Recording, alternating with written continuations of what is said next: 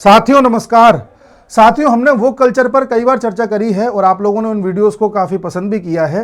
आज हम woke culture का एक दूसरा आयाम आपसे डिस्कस करने जा रहे हैं। वो है हमारे रीति रिवाज, भक्ति, सनातन और हिंदुत्व के ऊपर।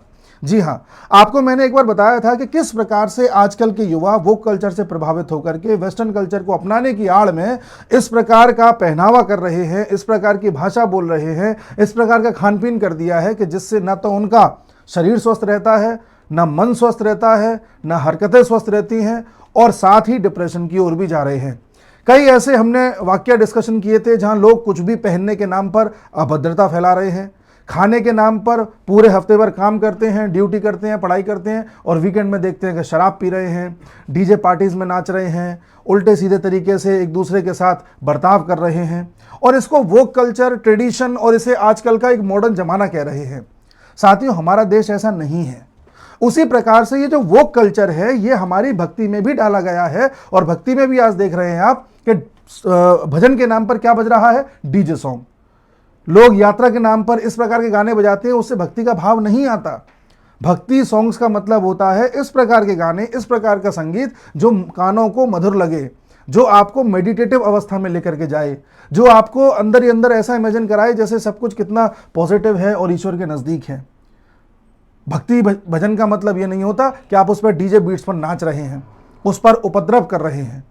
उसी तरह आप देखिए, कुछ लोगों ने तीर्थ धाम को, तीर्थ यात्रा को ऐसा बना दिया है जैसे कोई ये वीआईपी कल्चर है। अभी देखिए, आज नवदुर्ग चल रहे हैं। नवदुर्गों में कई लोग मैंने ऐसे देखे जो मंदिरों में आ रहे हैं, बड़ी बड़ी सिद्ध पीठों पर दर्शन करने जा रहे हैं, लेकिन आ काहे से रहे हैं, बड़े बड़े विमानों से, बड़ी बड़ी गाड़ियों से। और वहां भी वीआईपी कल्चर लग गया है। वीआईपी लाइन अलग से लगेगी, उन्होंने कुछ पैसे दिए, पीछे से उनका अरेंजमेंट हो गया, जल्दी से आए, दर्शन किए, चले गए। हम राम मंदिर गए थे, लाइन में लगे रहे, घंटों लाइन में लगे रहे, कुंभ गए, लाइन में लगे रहे, पैदल चले, सारी चीज़ें। तो हमें लगा कि हाँ, हमने ईश्वर के दर्शन करके हमें कुछ अच्छा सा लगा। वहाँ ऐसे भी लोग होंगे शायद जो आते हैं वीआईपी गेट से, तुरंत दर्शन किए, तुरंत निकले बाहर और चले गए। साथियों, हमारी सनातन में, हमारी भक्तियों में हमें यह सिखाया गया हमेशा से कि भक्ति का अर्थ है त्याग। एक व्यक्ति अपने घर से कहीं दूर जाता है, कहीं दर्शन करने जाता है, तो उससे जो कष्ट बीच में होता है उसे पार करते हुए जाना होता है और अपने शारीरिक क्षमता के बारे में ज्ञान प्राप्त करना होता है कि मैं इतना कष्ट सह सकता हूं। भगवान को प्रसन्न करने के लिए नहीं करना ये सब, क्योंकि भगवान तो ऑलरेडी प्रसन्न है, उनको प्रसन्न करने की कोई जरूरत नहीं है। यहां पर शारीरिक त्याग से आप कितना त्याग कर सकते हैं, दैट मैटर्स। लोग उपवास रखते हैं, उपवास का साइंटिफिक अर्थ है, नो डाउट। हमारे देश में, हमारे सनातन में लंबे समय से, हजारों साल से उपवास की प्रथा चली आ रही है, एकादशी के व्रत की प्रथा चली आ रही है। आपको पता है, गांधी जी ने भी कहा था कि अगर आप चाहते हो कि आपकी काया निरोगी रहे, कभी आपको कैंसर ना हो जिंदगी में, तो कम से कम 15 दिन में एक बार व्रत रखिए और एकादशी का व्रत रखिए। ये तो गांधी जी ने बहुत बाद में कहा है। हमारे सनातन में शुरुआत से एकादशी का व्रत चलता आ रहा है और बाद में अभी जापान के एक साइंटिस्ट को 2016 में इस बात का नोबेल पुरस्कार दिया गया कि उसने ये खोज करी कि अगर हम 15 दिन में एक बार व्रत रख लें तो कभी कैंसर नहीं होगा। बताइए कि जो आज साइंस भी खोज रहा है वो सब वही चीजें हैं जो हमारे सनातन में पहले से प्रैक्टिस करी जा रही हैं। लेकिन ये कौन सा कल्चर है जिसने हमारे इस पूरे तीर्थ को, सनातन को ऐसा बना के रख दिया है जैसे कोई बॉलीवुड का गाना है या बॉलीवुड की कोई फिल्म है। कई ऐसे लोग देखने को मिल रहे हैं जो वैष्णो देवी के दर्शन करने जाते हैं। एक रील बड़ी वायरल हो रही थी, मैंने कई बार उसको देखा। उस रील में एक व्यक्ति जो वहां पर काम करता है, उसकी पीठ पर लद करके लोग जा रहे हैं और सीढ़ियों से वो उनको ऊपर पहुंचाएगा और लोग बड़े हंसते खेलते खुश होकर के जा रहे हैं जैसे कितनी बड़ी उपलब्धि हासिल कर ली। ये कोई तीर्थ है? तीर्थ का अर्थ होता है जिसमें आप मानसिक तनाव भी झेलें, जिसमें मानसिक त्याग भी करें।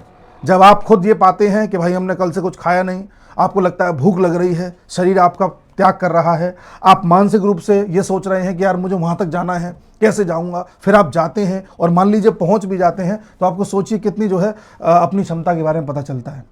लेकिन लोग इस कदर हो गए हैं कि वीआईपी कल्चर हर जगह डाल दिया है और इस तरह से नॉर्मलाइज कर दिया है कि रील्स बना बना के डाल रहे हैं और उनको इतना सा भी रत्ती भर भी ये महसूस नहीं हो रहा। हमारे देश में कल मनोज कुमार साहब का देहांत हुआ। उन्होंने किस तरह से उस युग में हमारे भारत को वर्णित किया था, जहां बॉलीवुड में इस तरह का कल्चर लाया जा रहा था, सब कुछ इस्लामीकरण किया जा रहा था, वहीं पर भारत का हूं, भारत की बात सुनाता हूं, मनोज कुमार ने कहा था। ऐसे ही हमारी फिल्म इंडस्ट्री के लोगों को, हमारे देश के बड़े सेलिब्रिटीज को सामने आना पड़ेगा जो इस चीज को अब ठीक करें। जैसे हमारे नेता लोग आकर के कॉन्स्टिट्यूशन के माध्यम से इस देश की संस्कृति को बचाने का प्रयास कर रहे हैं, ऐसे ही सेलिब्रिटीज को सामने आकर के इस संस्कृति को पुनः वैसे ही करना पड़ेगा जैसा पहले शुद्ध रूप में था। इसमें कई लोग पहल कर रहे हैं। रतन टाटा ने कई बार ऐसी पदयात्राएं करी, हमने देखा। कई सेलिब्रिटीज इस मामले में काफ़ी आगे रहते हैं। मोदी जी किस प्रकार से सनातन धर्म को बड़े पॉजिटिवली, बड़े कायदे से फॉलो करते हैं। योगी जी किस प्रकार से त्याग करते हैं, बताते हैं कि योगी जी एक तख्त पे ही सोते हैं, सुबह 4 बजे उठ जाते हैं। उसी प्रकार से आजकल एक व्यक्ति बड़ी चर्चा में है, आपने देखा होगा, अनंत अंबानी।